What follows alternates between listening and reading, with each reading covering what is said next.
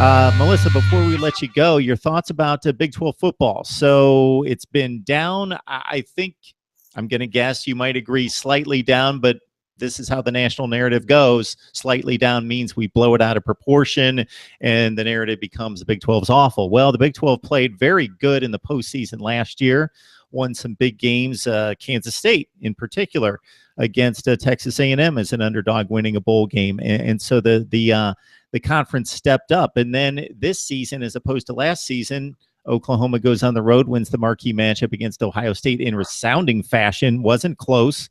And, now some teams are losing, but they're playing conference play. So somebody's got to lose those games. But outside of the conference, it appears that the conference is gaining some momentum and has acquitted itself pretty well.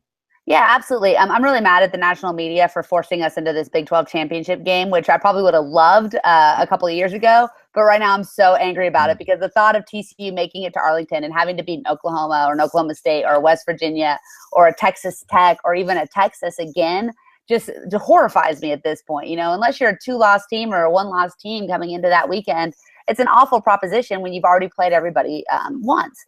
So the Big 12 actually has the perfect format when you've got teams that are as good as they are this year, and now we had to go screw it up because everybody told us it wasn't good enough. It's so frustrating. I think that this is as good as the Big 12 has been in a while. Kansas State, we'll see how they adjust under Delton, but they're still one of the best coach teams in the country. They don't make a lot of mistakes. They don't beat themselves. Texas Tech looks legit, and you guys can all say hi to Bauer, who has thoughts apparently on Big 12 football. But Texas Tech looks legit. Their defense is good enough to be competitive. They're going to give West Virginia a tough game on their home field. West Virginia is really, really good. I would not at all be surprised to see them back in Arlington, for the Big 12 championship. Oklahoma obviously laid an absolute egg Saturday. Their defense has a lot of question marks, but at the end of the day, they're still a solid football team. And Baker Mayfield is unfortunately one of the best quarterbacks in college football and he can beat anybody on any day. You look at Texas and how that's turned around. Sam Ehlinger right now is my newcomer of the year in the conference and potentially player of the year. He's got a lot of things to work on, but that kid is a winner, in the most consummate sense. I think he's going to win a lot of games for the Longhorns over the next couple of years. And the defense is really solid. And, and then Oklahoma State, we haven't even gotten to them. That's still a team that's going to win a lot of football games. The Frogs dominated them on their home field, but they've looked pretty darn good since then. So, I think that this is a conference that has 6, 7, maybe even 8 legitimate bowl teams.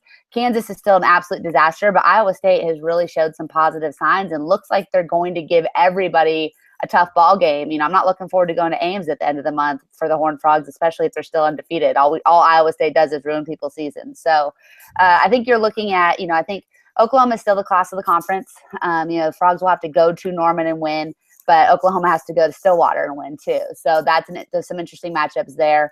But outside of Baylor and Kansas, I think you're looking at, 7, 8 teams that could really make a run to get to a decent bowl game and not a lot of major name players leaving after this season either. So the Big 12 is back. Bill Connolly has his S&P ratings. The Big 12 is the number 2 conference in the country based off of those metrics. Now they might not be the second best conference in the country, but I also don't think they're that far off. And so it's good to see the conference competitive. It's going to be fun. It's going to be super, super stressful. I can't get comfortable as good as TCU has been to start this season. I still am not believing that they're going to go 12-0 and make a run to the playoffs. I'll be happy with 10 wins and a berth in Arlington for a Big 12 championship game and be angry that we have to play it the whole time. So I've run the metrics myself, not to the extent that Bill Connolly does, but I've run the numbers, and I did it week to week when everybody was playing the non-conference games, and it's almost impossible to separate the conferences. All 5 of them now. It's that close. I can't make a call. I officially kind of do, but yeah, if you look at record against the Power Fives, if you look at overall non-conference record, if you look at like bad FCS losses that you kind of detract from the conference, big ranked wins like Oklahoma against Ohio State and all that stuff. If you look at it, it's tough to separate the 5 conferences. It is very difficult. And Texas Tech, like you say, they're surprising me, beat Arizona State and Houston. Certainly Houston's a good team outside the conference, and the effort at Oklahoma State. And, people can make fun of Oklahoma, but they still have to win against Ohio State. And Iowa State took Iowa, who's not going to win the Big Ten, but they're a really good team. They took them to overtime. Yeah. So the one thing I think we can all agree on is the SEC is not the best conference in football right now. That is an absolute dumpster fire outside of Alabama, who is probably the best team in football. But man, I think that this is the year that the SEC fans can't even argue that they're number one right now. I don't know who is, because I think this is as weak an overall field as we've seen in a while when it comes to who's competing.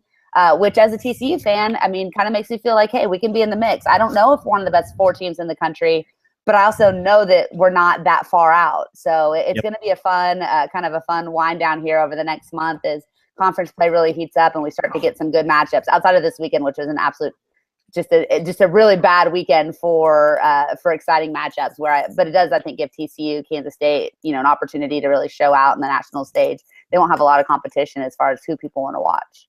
So, Melissa, I know with the conference championship format, it brings to mind all the bad scenarios that can play out for both TCU and the Big 12. That's been well documented. And like you said, while the conference has taken this huge hit, you don't have a championship game, but they had the purest format for determining a champion because everybody played everyone.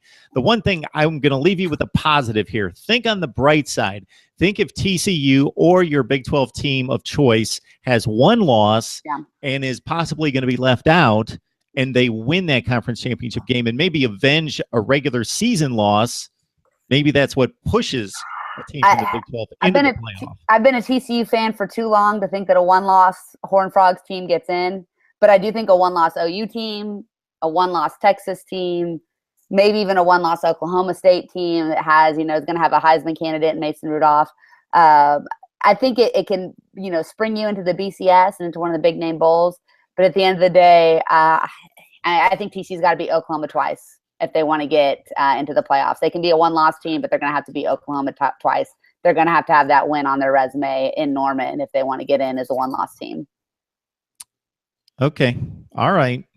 We'll see. But if they only beat Oklahoma once, if TCU loses one game and Oklahoma doesn't lose another regular season game, TCU does. They lose to somebody else.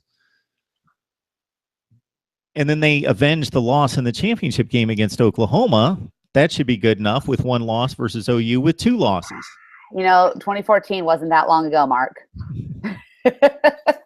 It's hard to and I think that team was a much sexier matchup nationally than this TCU team isn't explosive, and they don't have Trayvon Boykin, they don't have Josh Doxson. They're just as efficient and as well coached and as smart as any team I've seen come through Fort Worth. I don't know if that sells tickets or not, but I guess hopefully we'll have an opportunity to find out. Well, as you said, Melissa, many times off the top there, hey, take care of business on the schedule. We'll worry about that. All that'll come when it can. Like I said, we're playing with house money right now as Horned Frog fans. After 6-7 last year, returning basically the entirely same team to be 5-0, to have 3 really impressive wins on the schedule, to know that the road does not get any easier. But at this point, Horned Frogs control their own destiny. What more could you ask for? Okay, Melissa Treebwasser talking TCU football with the Horned Frogs taking on K-State this Saturday. Melissa, we appreciate the time. Yeah, happy to come on again.